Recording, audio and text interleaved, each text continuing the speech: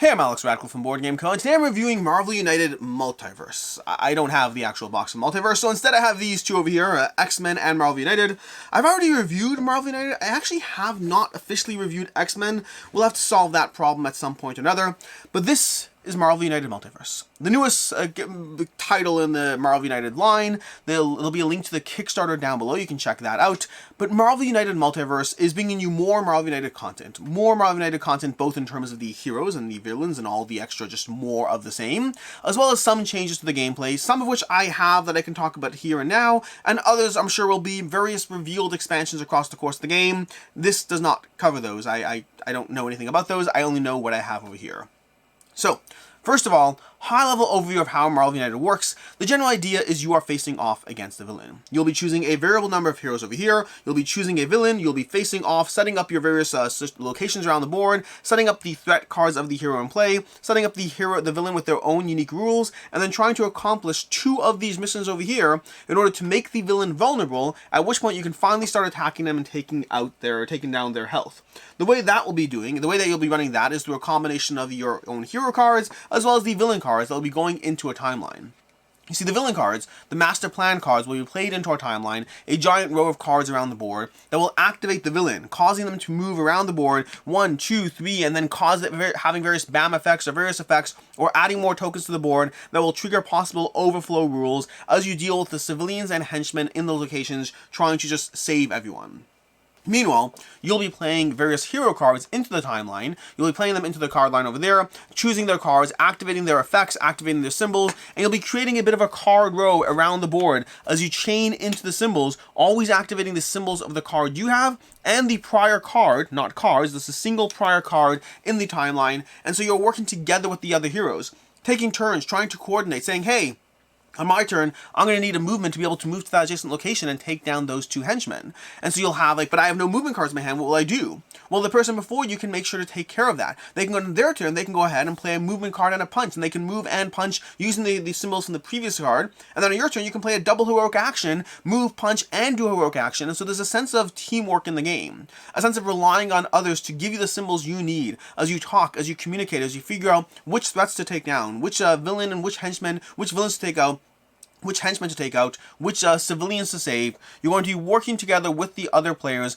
as you figure out how to use your hero's unique talents in the game in order to take down the villain with their specific unique constructs or the rules around how they operate in Marvel United. That's a base Marvel United overview. I have a full review of Marvel United. You can check that out. I'll link to that down below. This is more about Multiverse. And so, what does Multiverse bring to the table? Well, first of all, Multiverse brings more content to the table. There'll be more heroes, there'll be more villains, and there'll be more of the both hero and villain characters in the game. There's just more. If you like Marvel United, there's more of Marvel United. You may not need more of Marvel United. Keep that in mind. If you have Season 1, if you have Season 2, depending on whether you got it retail on Kickstarter, and just how much content you have, you may have more than enough Marvel United content to last you a lifetime. And so more on its own may not be enough depending on who you are. You may be jumping into this for the very first time, in which case this is a great opportunity to back the Kickstarter, to get a bunch of content at a somewhat reasonable price point, and just get a ton of extras to keep you satisfied for a long time in this universe of, well, Marvel United. But if you already have a lot of this content, more may not be enough. You'll have to decide just how compelled you are by the new heroes, the new villains. One of my big complaints about Marvel United has always been that the heroes never felt distinguished enough. That's something that they addressed in X-Men. That's something they addressed even more in Multiverse. But in general, I find the heroes, even with those changes, I find the heroes don't feel different enough as far as the gameplay experience you get out of them, versus the villains feel very different. More villains, always a good thing. They add new rules, new situations, complete changes to the way the game is played, versus the heroes add small effects. And while Multiverse adds even more to the changes that X-Men started, I don't know if it's necessarily enough for you to need 70 different heroes. I think having a roster of 20, 30, maybe even 40 heroes should be more than enough for you to feel, and that's plenty. I'm saying even 20 should be plenty of heroes for you to feel a sense of difference within what you have, or at least as different as they actually get. The villains are where it stands out much more strongly, but you have to decide how many villains you already have, and just how many more you'll need. So the first thing it adds is more. The second thing it's going to add is going to add equipment cards. Now, this is something that's going to be added to the game that does represent one of the ways they're trying to make the hero stand out more. Heroes will have equipment cards that they can add, and as far as people asking, is there Season 1, is there Season 2 content, I can't tell you any official answer because I don't know the answer, but I can tell you during the live stream, when asked whether there will be equipment cards that are backwards compatible for Seasons 1 and 2, the answer was, it's a long campaign, which generally is code for probably. So the equipment cards are something nice. They're going to be something that your hero starts with. Similar to the way that in X-Men you start with a card in your hand, these equipment cards will give you something that gives you an effect on the table that you both start with, can use, and can also recharge to gain its effect again with some sort of trigger as far as how you can recharge them at the beginning of your turn or during the course of the game. And they will give you a way that your hero has some sense of identity that is present throughout the course of the game, and you'll compensate for that by removing your double wild from the game to maintain the sense of balance. So you'll no longer have the double wild, but you will have equipment that you can utilize. And that's further balanced by the fact that Marvel United Multiverse seems to give you very difficult villains that you'll have to deal with. It also adds a new solo mode. That's going to be another change it adds. It adds a new solo mode to the game, completely revising the way the solo mode was in previous games, and while to a certain extent it is backwards compatible, just through the very nature of accommodating the rules of the solo mode, an aspect of the solo mode is not going to be backwards compatible because you have these battle plan cards.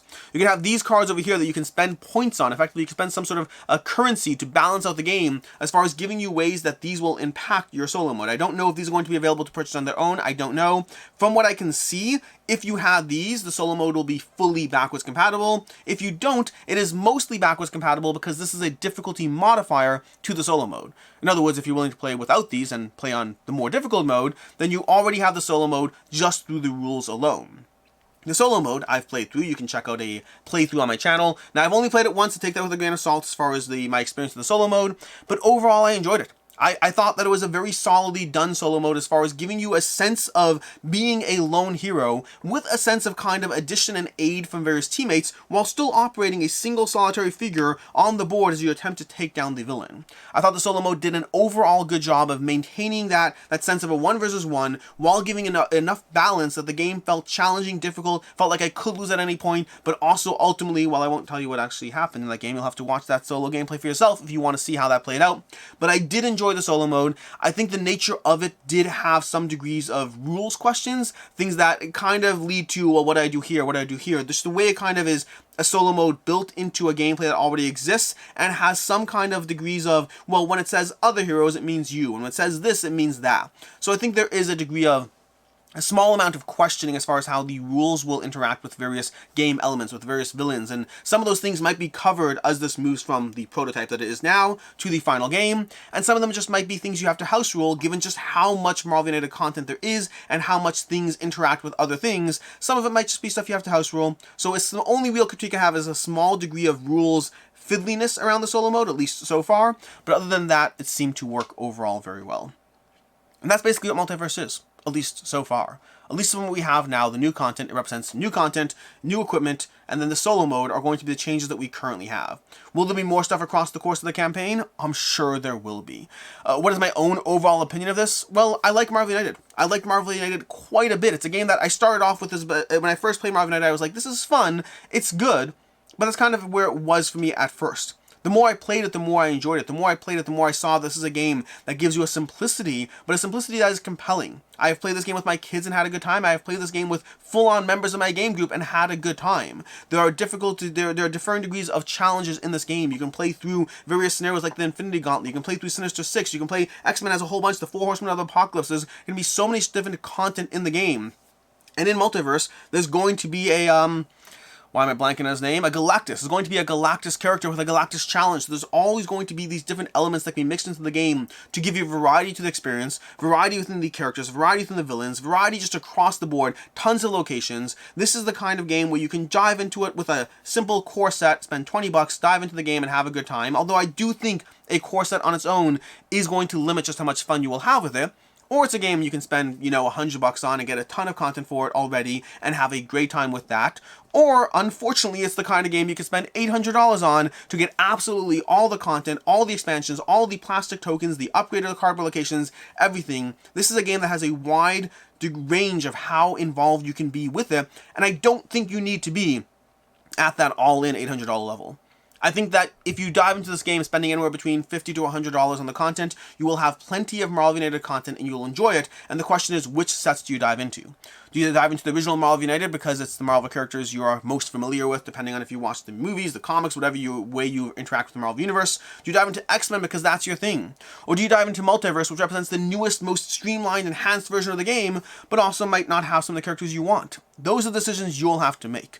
Overall, I recommend the game. I like the changes that the equipment brings to Marvel United Multiverse, the same way I like the starting hand that you had in Marvel United X-Men. Both of them are small tweaks that make your heroes feel a little more different and allows them to stand out a drop more. They still don't solve my overall problem that the heroes still feel samey, but they address it and bring it a bit closer in a way that I do like and do appreciate, while still wishing that the heroes felt as unique as the villains do in the game. As far as the solo mode, I think it's a good addition, and as far as more content, well, I am going to get it.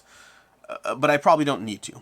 Having all the Season 1 and Season 2 content does mean that whatever I get here with Marvel United Multiverse, at least until I know more about the expansion content and what additional incentives those have, I think it's a good way to jump into the system for the first time, and I think it's totally fine if you want to jump into it with wanting more content.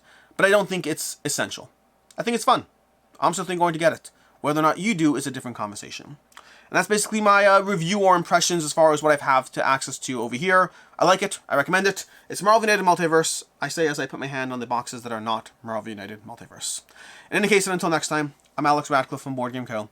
Hope you found this review helpful in whatever capacity it is. As again, trying to deal with covering all new content, old content, and trying to reference different suggestions depending on who you are and what you've already gotten within this universe. But I hope it was helpful. And until next time, I hope you have a good one.